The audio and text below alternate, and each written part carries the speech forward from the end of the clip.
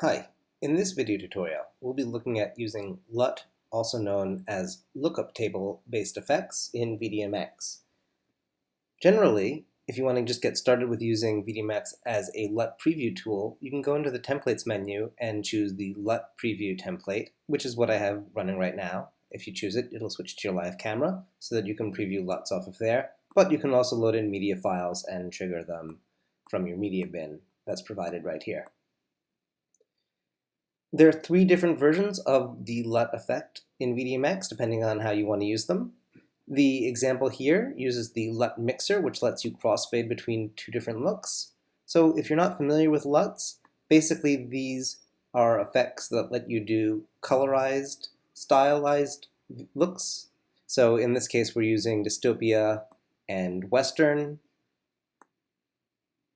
And you can switch between some of these other ones. So here's action, and here's one called war.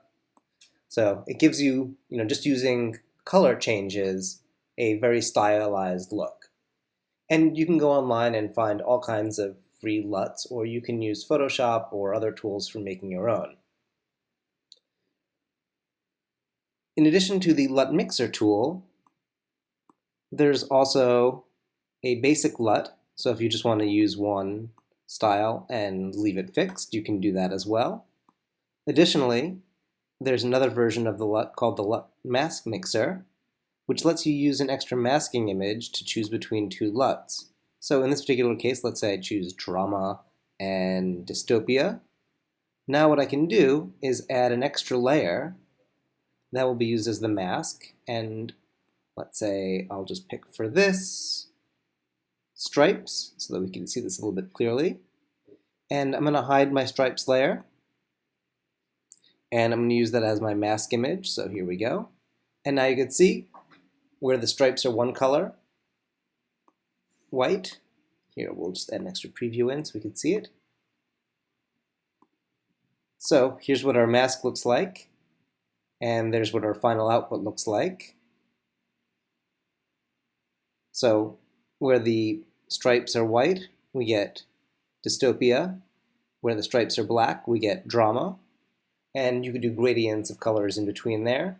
So this can be a very useful way of mixing between two different masks if you don't want them to just crossfade back and forth. You can, of course, add your own LUTs into VDMX. Just go into the Help menu and choose Open Assets folder in Finder. And from there, open LUTs.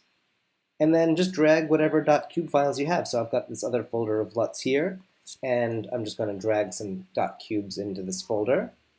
Close this, and if I go back to VDMX now, all of these other looks that I've added are available in here, and I can compare them pretty easily now just by looking at them with stripes on, or I can switch back and use the crossfader.